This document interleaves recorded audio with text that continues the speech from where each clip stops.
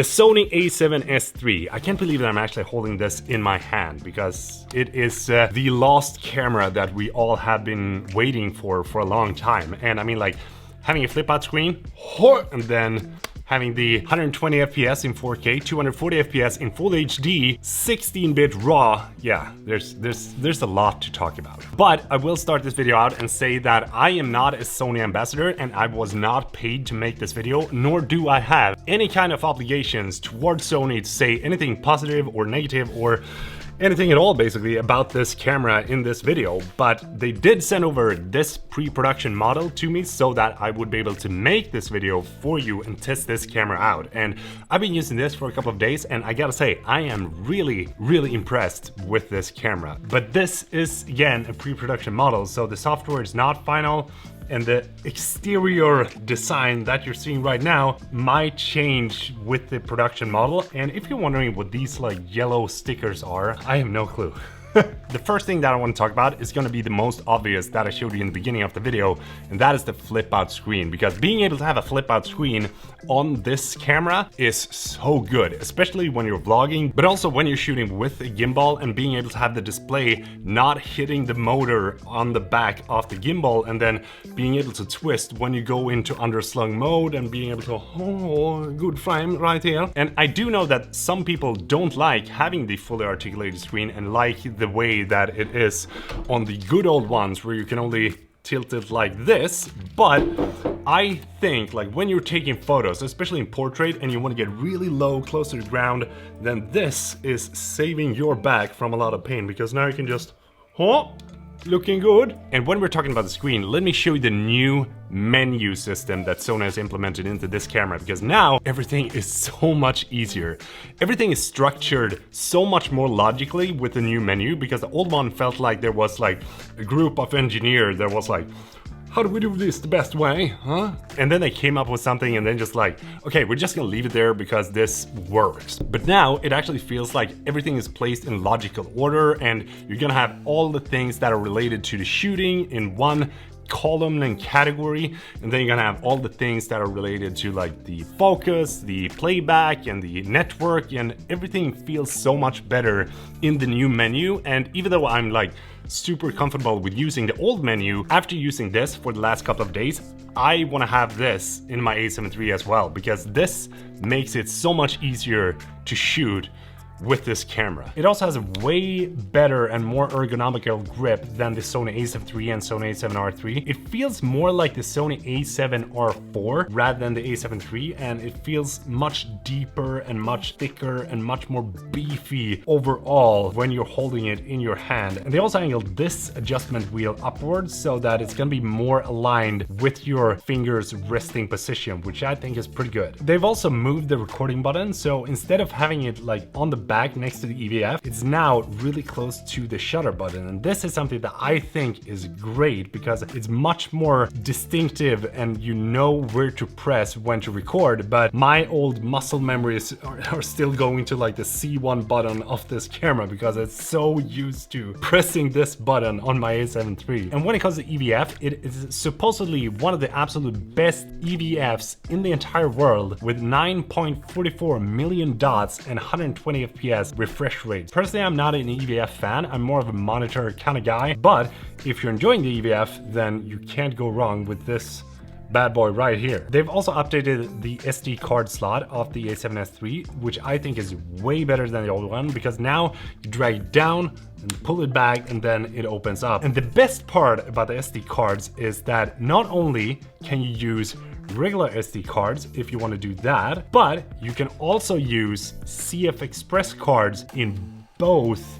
of these slots. So both slots are backwards compatible, but also future-proof. You will not be able to shoot in 4K 120 FPS when you're using a regular SD card because of the amount of memory that the camera has to write to the card. And if you try, it's just gonna give you this message and say that it's not going to be possible. But you will still be able to shoot in 4K 60 FPS with a regular SD card. So there's still gonna be a lot of options even though you don't have the CF Express card. And there is a bunch of different codecs for the different frame rates so that you're gonna be able to like set the different bit rates that you wanna have if you're shooting with an SD card or if you're shooting with a CF Express card, so you don't have to shoot in 10-bit 422 all the time, and you can like reduce the amount of storage space that your footage is going to take up. And that is something that I really like, because then you can control if you really want to have like 10-bit color mode in this, and if you want to have a higher bitrate in that, or if you want to have a lower bitrate here.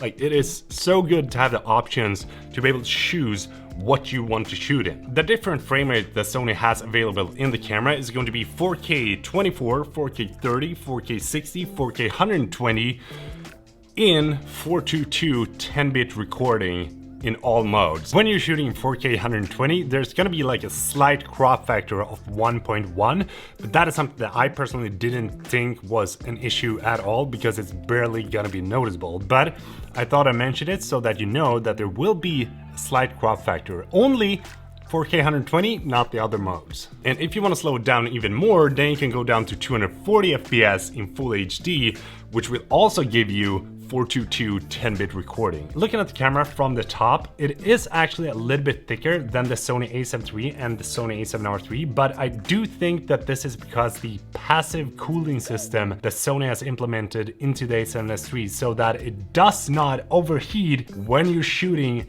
in any mode. I actually did a test to see if it was going to overheat if it recorded continuously in 4K 120, but I managed to record for 36 minutes continuously, and then after that the memory was out, but I managed to pick up the camera, keep shooting, no issues. And when me and Oscar was out getting the shots on the cliff close to the sea, we were shooting in 4K 120, 4K 24, 4K 60, and didn't have any issues at all with overheating, because it just kept on rolling. And there's also no recording limit in any mode of the camera, and that is so good, especially if you're coming from the A7 III and you're recording these kind of videos a whole lot, because then you don't have to worry about like starting and stopping any kind of time limit and this and that. Now you can just like let it roll. It still uses the good old C batteries that we all know and love from the A7 III and A7R III and A7R4 and A6600 as well, right? And you do get around like 2 hours of constant shooting in 4K 120 with one of these batteries. But if you're not shooting constantly, I would say that one of these batteries would last you half a day probably. The sensor in the camera is a 12.1 megapixel sensor, and it doesn't sound like a whole lot when you compare it to the A7 III that has like 24 megapixels, but when you're shooting an S-Log3 with this camera, it will give you 15 stops of dynamic range, and it looks absolutely insane because you get so much details in the shadows but also the highlights. And when you're shooting an S-Log3, one of the things that I think is so good with this camera is that the base ISO is going to be like 640, so it's going to be a little bit lower than the A7 III, but it's also extendable to 160. So that basically means that you're not going to be needing to shoot in any other picture profile, because you can get so low on the ISO with this camera, and that is just insane. And not only does it have a base ISO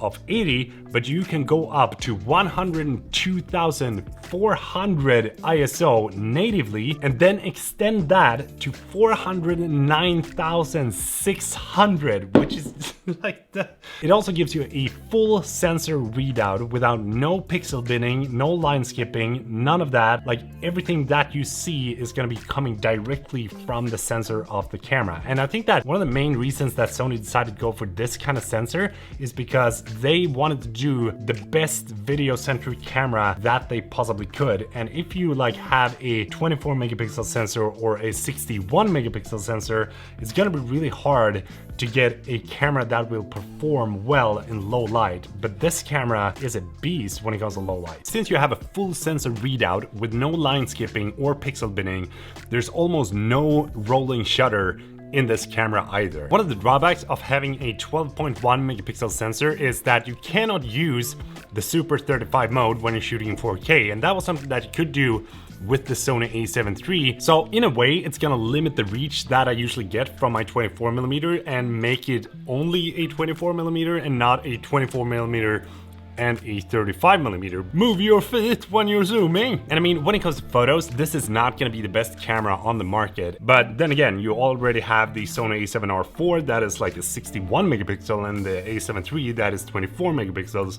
But I do think that photos are good enough to be posted on Instagram, but you really need to think of the framing before you snap the shot, because it's gonna be really like limited with how much you can crop when you jump into the editing process. Unfortunately, I'm not able to actually show you some of the raw photos that I took with this camera because I can't open them in Adobe Lightroom or any other program yet because the camera's not released. But they look good and I will post them to my Instagram as soon as this video goes live. When it comes to the IBIS of the camera, or the steady shot as Sony calls it, then I wouldn't say that it's gonna be like that big of a difference if you're coming from the Sony A7 III, but you also have the steady shot active, which is gonna be the IBIS combined with the digital stabilizer. When you're using that, you're gonna crop in just ever so slightly on your footage, but it's also gonna give you some really smooth footage when you're using that. Like, look at these shots, you can see that I'm trying to go like a ninja walk on both shots, but the active steady shot just looks so much more smoother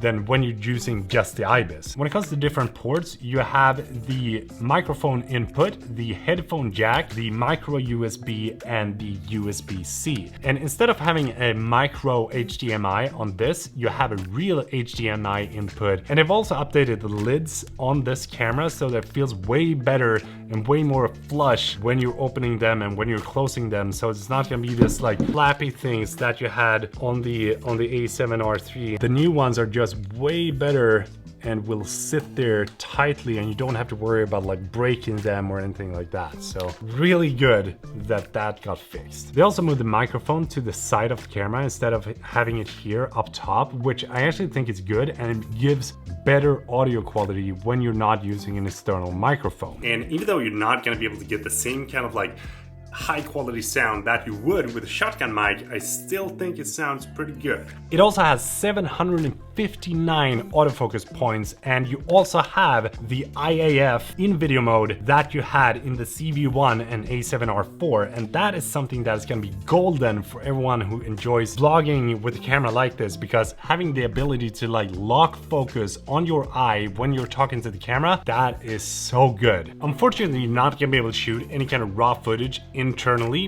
but you will be able to shoot 4K 60 16-bit RAW externally using the Atomos Ninja 5. But I haven't tried it out myself because that is going to be released in a future software update, so I'm just sitting here waiting for my own camera so that I can try that out, because I think that is going to be so sick. The price is going to be $3,499 in the United States and 4,200 euros in most of the European Union. And I think that is a really good price considering for what you get in this camera. And as soon as this video drops, I am going to pre-order my own camera. I'm not going to switch to Canon because, you know, we can't have two Peters shooting on the Canon system. It's going to be one Peter too much. So I'm gonna stay with Sony. I would love to know, what do you think about the Sony A7S III? Do drop a comment down below. Try to keep like a nice tone and be gentle to one another and show love, not hate, and all that. And thank you so much for watching. I really hope that you enjoyed this video. And if you did, please do give it a thumbs up because that would help a lot. And if you like this video even more, you might want to consider hitting that subscribe button because I would love to see you in the next video. And Peter from Sweden saying goodbye.